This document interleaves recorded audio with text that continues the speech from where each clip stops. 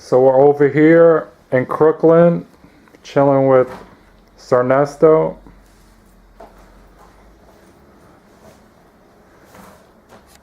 He's gonna be doing the pop-up museum show in Miami with us.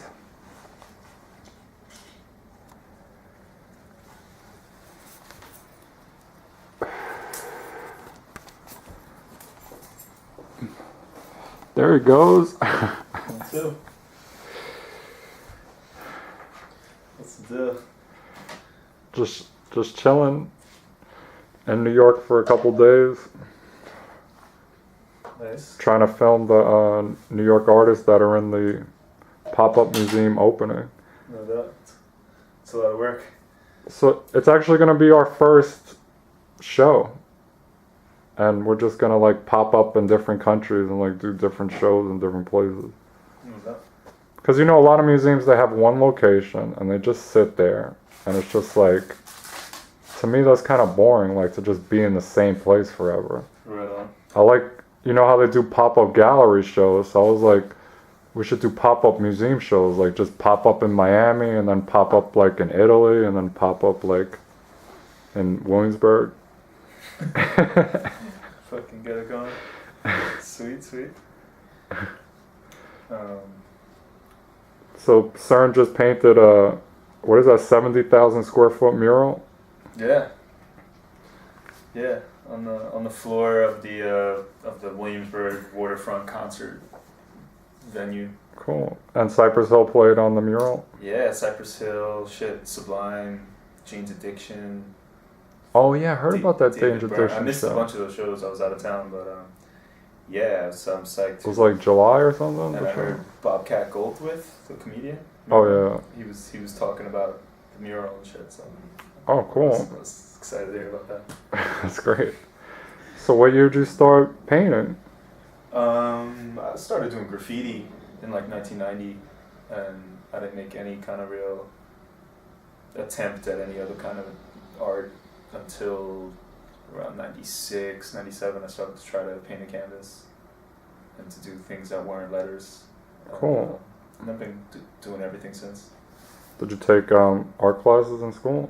Not so much. I mean, I got a degree from Queens College, but it wasn't any real official art school. But I'd say I learned more from my crew, my friends, traveling, working with other artists. Oh cool. Yeah. You got your own posse? Yeah, it's spread out quite a bit at this point. You know, I've been rolling with different people.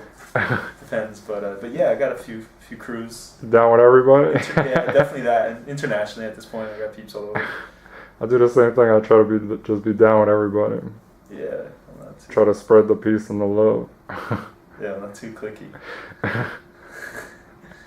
But, So I really like your paintings. thanks a lot.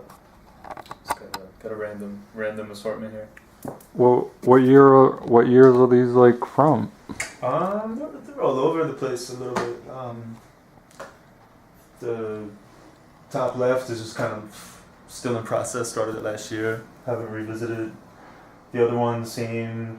Oh, that's cool. So you spend like quite a bit of time on some of them, huh? Yeah, just some things I gotta get back in a kind of right zone to focus on them, I guess. And this is something I'm working on right now.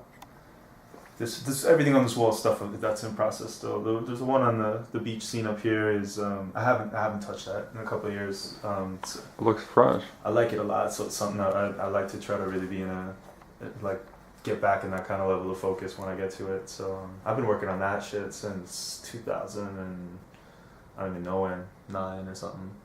But it's a memorial piece for a friend of mine, ACB, who passed away, and it's from the last day I ever saw her. So it was kind of a. I'm sorry to hear about that. Yeah, no, thanks. But it's just kind of way of just kind of going through that, and so yeah, just when I get into it. Painting keeps you sane, huh? I mean, there's different reasons to do it at different times. So.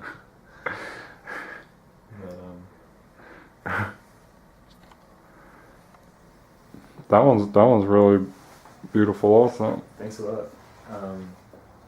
Yeah, that's from last year. It's a kind of a process painting. Like I'll come back from working on murals and take the leftover paint and throw them on that and see what happens. Oh, cool. And then just finesse it until it becomes more of a piece of its own. So Yeah, it looks great. it's like a recycling process. Try to get a straight shot of it. Yeah, sure. There's a lot of details too. Sorry, the lighting. I should have another light bulb in here.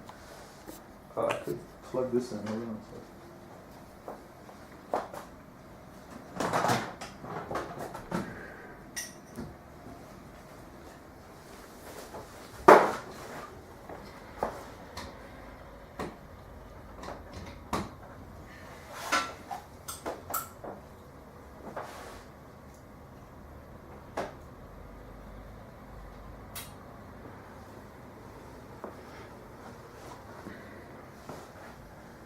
Are these like watercolors or drawings?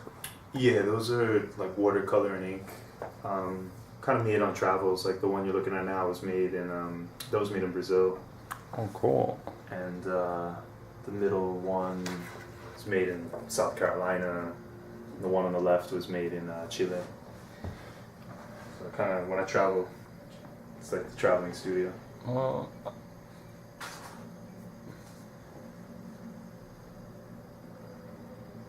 oh, that's cool. So when you travel, you make paintings and you paint murals. Yeah, pretty much. It's like a night and day. Oh, cool. Situations, yeah. This one's really beautiful too. Thanks, and definitely a slow. My oil, anything that's oil for me, I usually really take a long time on. Oh, cool. So that's an oil piece that I like it, but I still have a lot more I have in mind for it. How much you want for that one? Like $1 million? By the time it's done, maybe. Sounds good. Yeah. That one's really nice. Nice. I won't even put $1 million. Put like $2-3 million on that one.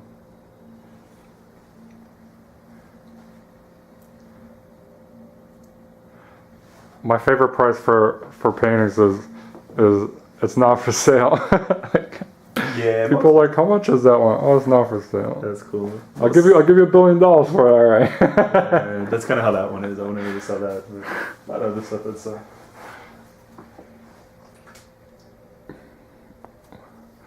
You made these also? No, those are actually a good friend of mine's pieces that I'm supposed to collaborate on. So she gave me like a whole bunch of them to do. Oh, cool. Paint animals on top of her background. Looks like a stencil. Yeah, it is. It's my friend. It's my friend Elia Gurna. We usually once a year we do a show together, some kind of collaboration. Oh, cool. So she's an old friend of mine. But yeah, lately, just trying to save space. So I've just been putting everything up on walls just to kind of get it off the ground. This is yours? Yeah, that's mine. That's an abstract oil piece. Cool. Same thing, little. Yeah, you got a bunch of different styles. Yeah, man. I like saying before, I have a lot of different interests, a lot of different visions and approaches. This one's really cool too. Thanks. Yeah. This one's yours, right? Yeah, this one. It's a few years back. It's from like an older studio space I had. You didn't sign it yet? You're still working on it? I signed most. I rarely sign on the front. It's probably a signature on the back of it. Oh, cool. So if you're ever wondering if Cernesto is authentic, gotta check the signature on the back. That's it. Yeah, I mean, you might see it in the piece somewhere in some weird way, but like this is a big Cern on the front of this, but by the time that's the thing with graffiti writers, like it happens, yeah. But by the time I layer it and everything, it'll just be the background. Cool. Yeah, it's funny, like with authenticity in the art world, if you have your fingerprints on it, it's not considered even that it's yours. Isn't that crazy? What is that? How come? I don't understand that. It's just that's how weird the art world is. What do you mean, fingerprints make it not yours? No, you can have your fingerprints on it, but if somebody's trying to prove if it's yours in the art world, the fingerprints don't count. This woman found a Pollock, and they found his fingerprint on the painting, and they were still trying to say, "Oh, it's not a Pollock." Just because. Because it was like some truck driver woman found it, and they were like, "Oh no, it's not a Pollock," and then they're like, "Oh, but we'll give you $2 million for it," and she's like holding it off, because you know, Apollo's worth like 100 million, so she was like pretty smart about the whole thing. They made a movie about it. It's called Who the Fuck is Jackson Pollock? Who the fuck is Jackson? You never heard that movie? I haven't heard of the Who the fuck is Jackson Pollock. It's pretty funny. It's like this trucker woman found a Pollock in a like a garage sale or something for like $5. Fuck. And the art world was like, no, that just doesn't happen, but it did.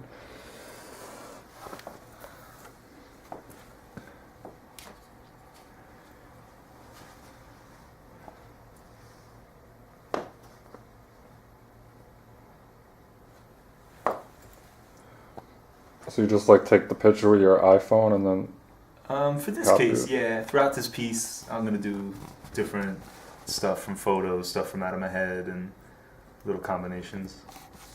But I like using photos sometimes. Lately, I've been doing way more out of the head, but it's still fun.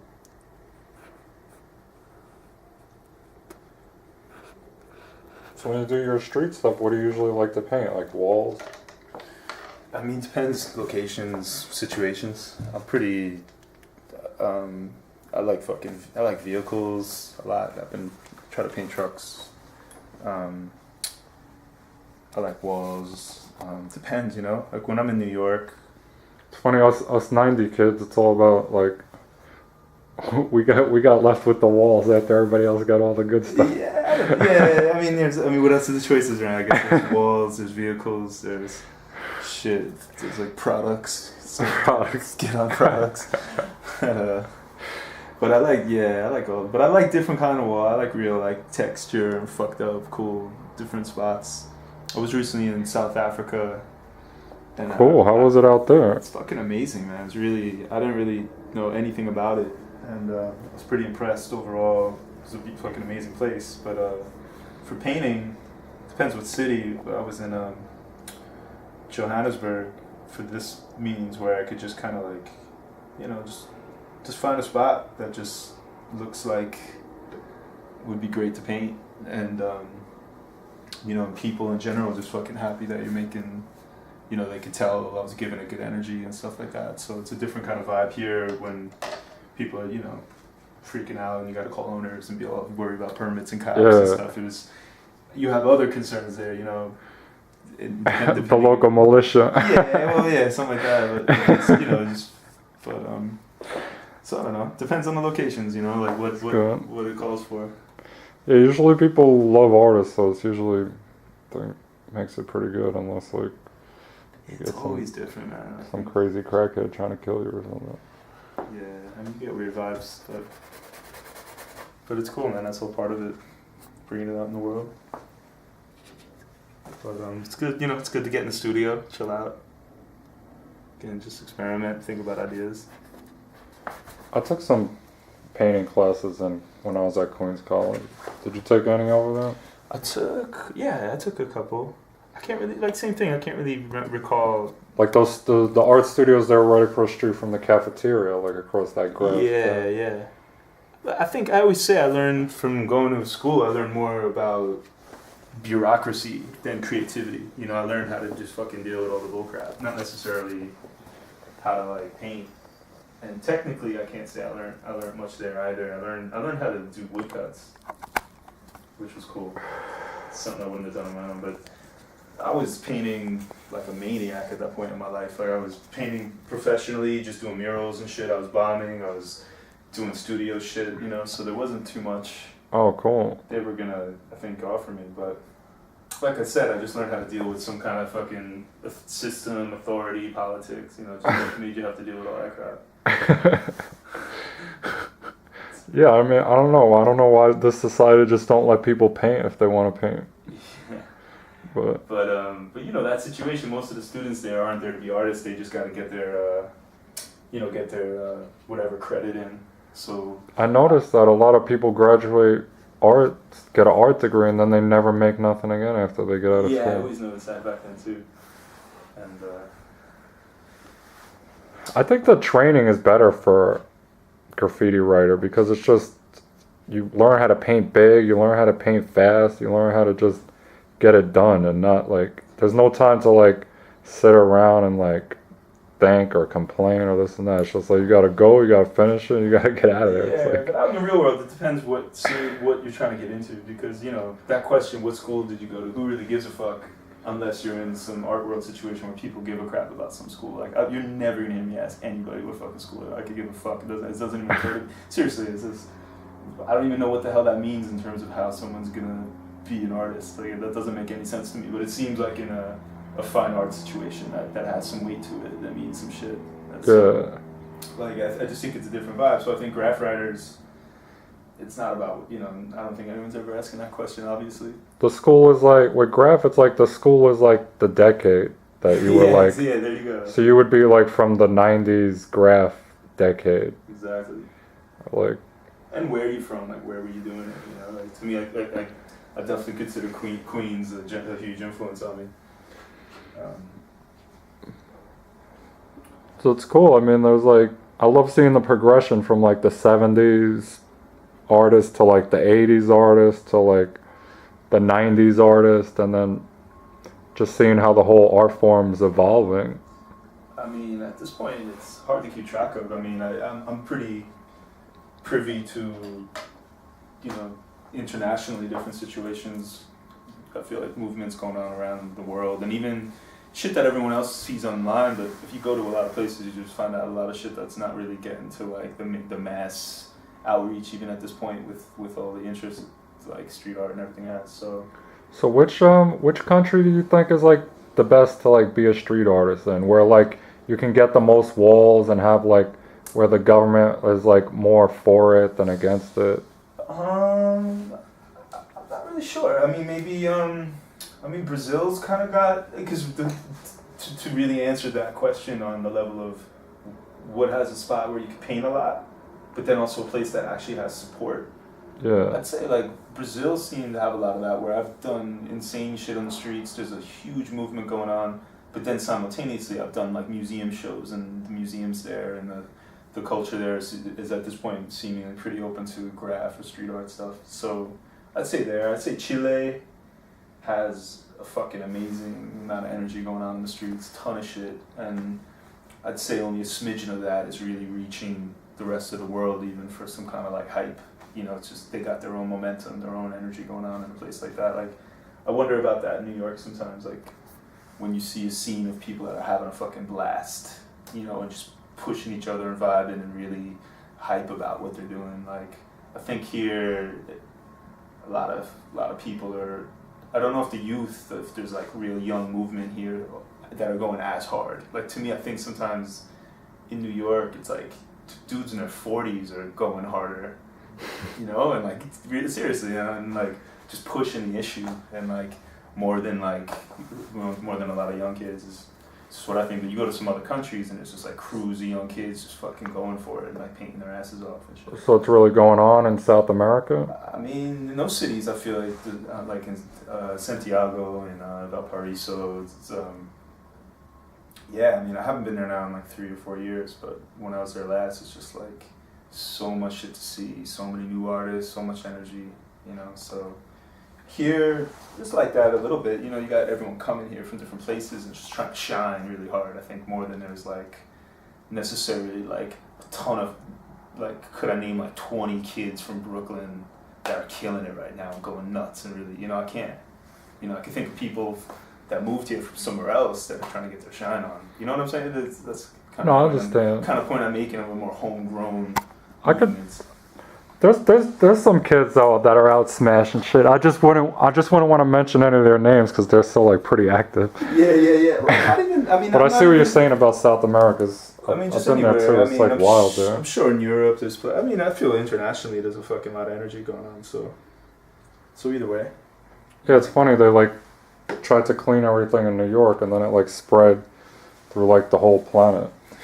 Yeah, that's definitely what happened. I heard even in Iraq they have like graph, like the Marines will like go over like the revolutionaries like graffiti, and like the Marines will come and then like they'll like spray over their stuff with like whatever like propaganda that they're trying to like yeah, show. I mean, sure. I mean, that's different topics too. I think, because political shit. I think, you know. I Like think political street art. Yeah, I think people go harder with that in other countries than New York, or that I see in the States in general. It's not like It's not like we're going out tonight and doing big Obama rollers, even if we're all about it. That's true. Like, rarely. That sounds like a good idea. We should go spray Obama's name on all the trains. How are you gonna get in trouble for that? Be like, the president told me to do it. Who are you? But that's a movement. You go to South America, you see like teams of dudes coming out doing rollers for whoever they think is the man. You just be like, oh, I'm painting the